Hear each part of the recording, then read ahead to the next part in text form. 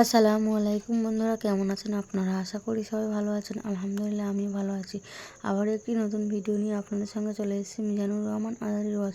আপনারা যারা যারা মিজানুর রহমান আজারির ওয়াজ শুনতে ভালোবাসেন তারা ফুল ভিডিওটি দেখতে থাকেন, আশা করি ভালো লাগবে।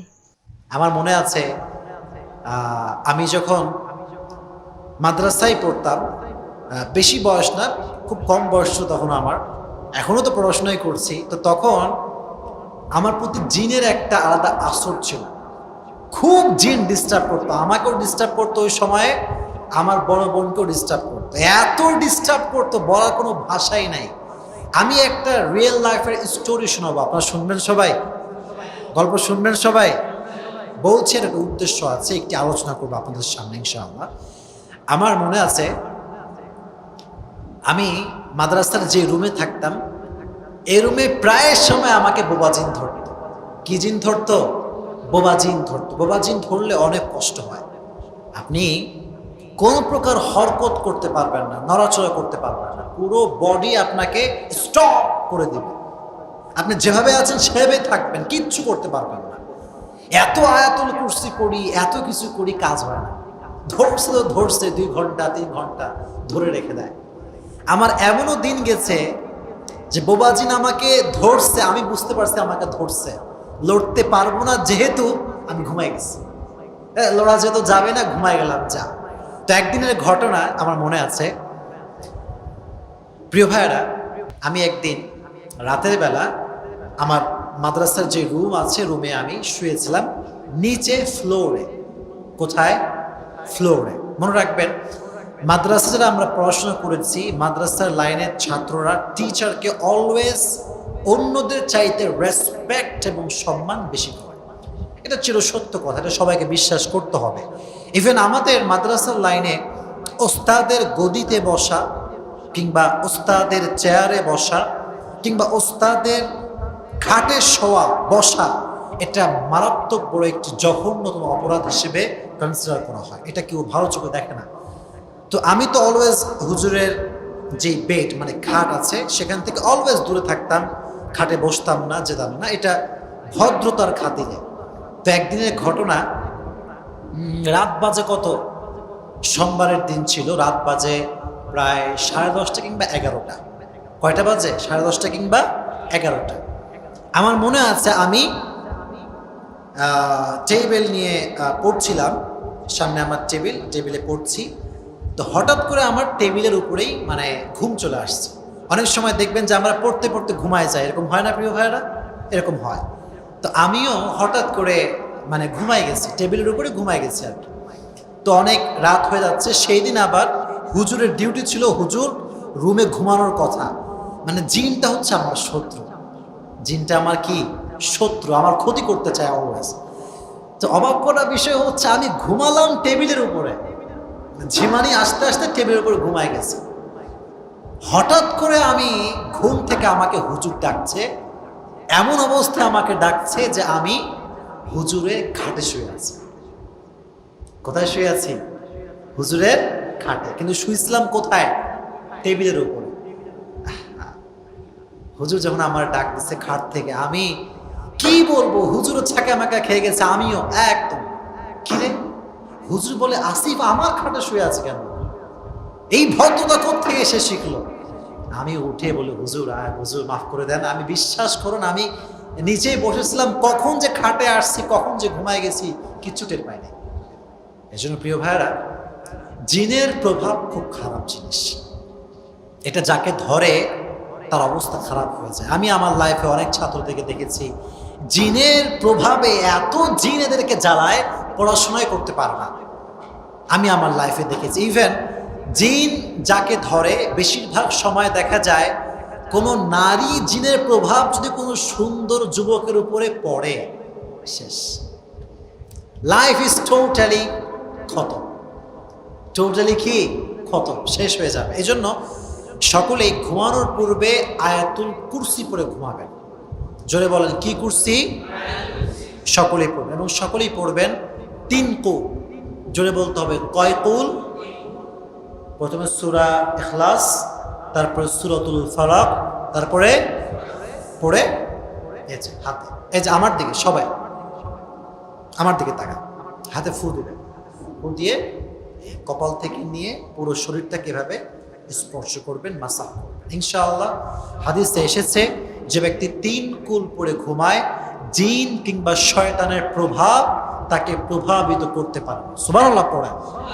এজন্য সকলে ঘুমানোর পূর্বে আয়াতুল কুরসি পড়ে ঘুমাবেন তো ইনশাআল্লাহ। জোর নাই রে ভাই, জোরে বলেন ইনশাআল্লাহ। এখন যেটি আপনাদের সামনে বলতে চাই সেটি হচ্ছে, অনেকের প্রশ্ন আমাদের কাছে যে হুজুর জিন কোথায় থাকে আর জিন কি খায়? এটা একটা অজানা বিষয় না প্রিয় ভাইরা? আমি কি বলে দেব সবাইকে? শুনবেন সবাই ইনশাআল্লাহ? অনেকের ইনশাআল্লাহ নাই, জবান খুলে বলেন ইনশাআল্লাহ। জিন কোথায় থাকে, জিন কি খায়, এটা অসাধারণ একটা বিষয়। এটি আমি রিসার্চ করেছি। প্রিয় ভাইরা মনে রাখবেন, নাস্তিক এবং অনেক মানুষ পৃথিবীতে এমন রয়েছে যারা জিনকে বিশ্বাসী করে না। এরকম কিছু লোক আছে না নাই? বলে জিন বলতে কিছু নাই। না, এটা ঠিক না। জিন বলতে অবশ্যই পৃথিবীতে কিছু আছে। কোরআনের ভেতরে আল্লাহ তাআলা স্পেসিফিকলি একটা সূরা নাযিল করেছেন। সূরাটার নাম হচ্ছে কি? সূরাটার নামই হচ্ছে সূরাতুল জিন। জিন আছে।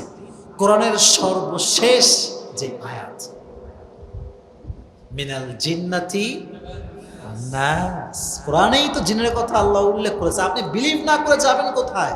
কোরআনকে যে বিশ্বাস করে না সে মুসলমান ঘরের সন্তান হতে পারে? জিন কোথায় থাকে?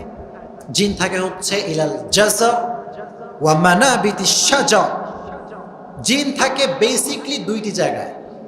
জোরে বলতে হবে, কয়টি জায়গায়? দ্বীপ, দ্বীপে জিনেরা থাকে।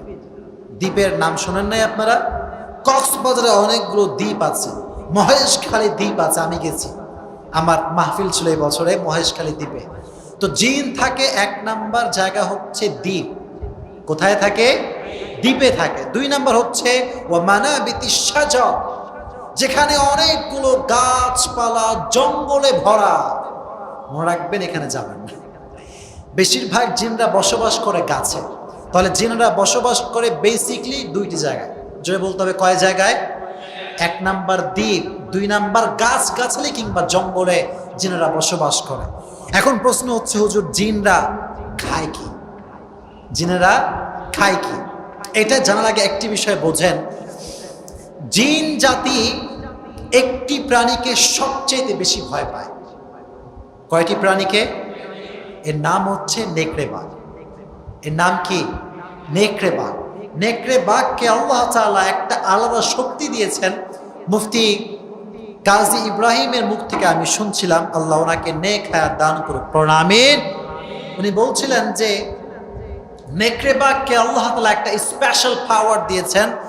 এর ফলে সে জিনকে স্বচক্ষে দেখতে পায় এবং সে জিনকে মেরে তার রক্ত চুষে খেতে পারে। সেই শক্তি আল্লাহ তাকে দিয়েছে। তবে জিন কিন্তু মানুষের মতো রক্ত বিলং করে না। জিনের যে সৃষ্টি, এটার মেকানিজমের নাম হচ্ছে আগুন। মেকানিজমের নামটা কি? আগুন। জিনকে নেকড়ে বাঘ অ্যাটাক করতে পারে। একটি ঘটনা উনি বললেন। ঘটনাটা হচ্ছে, উনি বললেন যে একবার এক মহিলা একটি বনে ছাগল চড়াচ্ছিল। কি চড়াচ্ছিল? ছাগল চড়াচ্ছিল। হঠাৎ করে সে দেখতে পেল দূর থেকে একটা নেকড়ে বাঘ অ্যাটাক করছে, তার দিকে অ্যাটাক করছে। মহিলা ভয় পেয়ে গেল, জানে আমার জীবন তো শেষ। কিন্তু সে দেখতে পেল যে নেকড়ে বাঘটা এসে তাকে অ্যাটাক করলো না, বরং তার পাশে কোন অদৃশ্য জায়গায় অ্যাটাক করলো। ফলে সে বুঝতে পারলো যে এখানে আমাকে সে অ্যাটাক করে নাই, বরং অদৃশ্যে থাকে জিন। অদৃশ্যে থাকে কি? এজন্য হাদিসে এসেছে নেকড়ে বাঘ জিনকে অ্যাটাক করতে পারে। এই শক্তি নেকড়ে বাঘকে আল্লাহ তাআলা দিয়েছেন। ইভেন হাদিসে এসেছে দাজ্জাল যখন গোটা পৃথিবীকে দখলে আনবে, সর্বপ্রথম দাজ্জাল 4টি জিনিসকে দখলে আনবে। কয়টি জিনিস?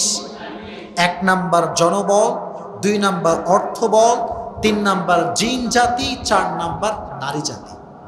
4 নাম্বার কি জাতি? নারী জাতি। এখন তো নারীরা অলরেডি দখলে চলে আসছে। কি প্রিয় ভাইরা, ঠিক কিনা বলেন? বেশিরভাগ নারী এখন দেখবেন বিটিএস ভক্ত। কি আছে না নাই? আছে। এর রুচি তো একদম নাই। আর কত বলবো, আসলে বলতে বলতে জীবন শেষ। এখন যদি আল্লাহ হেদায়াত দান করে আর কি। আসলে বিটিএস যারা ভক্ত, যেই মেয়েরা, এরা হচ্ছে দাজ্জালের ফিতনার শিকার হয়ে গিয়েছে। কারণ দাজ্জাল হচ্ছে এমন এক শক্তি, যে শক্তি নারী জাতিকে এমন এমন ফিতনা দিয়ে গ্রাস করে ফেলবে যে নারীর কাছে ওই জিনিসটাকে এমন ভাবে শো করা হবে যে নারীকে তার বিরুদ্ধে কথা বললে সহ্যই হবে। আপনি দেখবেন বিটিএস নিয়ে কথা বললে পুরুষরা সহ্য করতে পারলেও পারেই না সহ্য করতে, মেয়েরা পারে না, বলে হুজুরদের কোনো কাজ কাম নাই, খালি ফতুয়াবাজি করে। এরকম কমেন্ট আছে না নাই? দাজ্জাল ফিতনার শিকার। আর বিটিএস তো কোনো অ্যাঙ্গেলে আমার কাছে পুরুষ লাগেই না, দেখলে মানে আমার মনে হয় যে মেয়েরা কোন অ্যাঙ্গেলে এদেরকে ভালোবাসে আমার বুঝে আসে না। আল্লাহ সমস্ত মেয়েদেরকে হেদায়াত দান করে প্রণামে। জিনেরা কি খায়, যেটা বলছিলাম সেটা হচ্ছে জিনেরা খায় হাড্ডি। এক নাম্বার খাবারের নাম কি বলেন? কি? হাড্ডি। 2 নাম্বার হচ্ছে গোবর। 2 নাম্বার কি? গোবর। আপনার কাছে এটা অপবিত্র মনে হতে পারে, কিন্তু এটা জিনদের খাবার। 3 নাম্বার খাদ্যের নাম হচ্ছে জুমজুমাহ। জিনেরা খুলি খায়, মাথার খুলি। মাথার কি খায়? খুলি খায়। এজন্য জিনদের খাবারের নাম হচ্ছে হাড্ডি। এজন্য রাসূলের হাদিস আছে যে তোমরা হাড্ডি দিয়ে তোমরা শৌচাগার করবা না, তোমাদের শৌচকর্ম তোমরা হাড্ডি দিয়ে করবা না। কারণ হাড্ডি এটা পবিত্র একটি খাবার, যেটা জিনেরা খায়। এটা কারা খায়? জিনেরা খায়। এজন্য হাড্ডি দিয়ে কোনো প্রকার টয়লেটে যাওয়ার পরে, পেশাব করার পরে কখনো হাড্ডি দিয়ে ইস্তেঞ্জা করা যাবে। আল্লাহ তাআলা এটি জিনদের খাবার হিসেবে তৈরি করেছেন।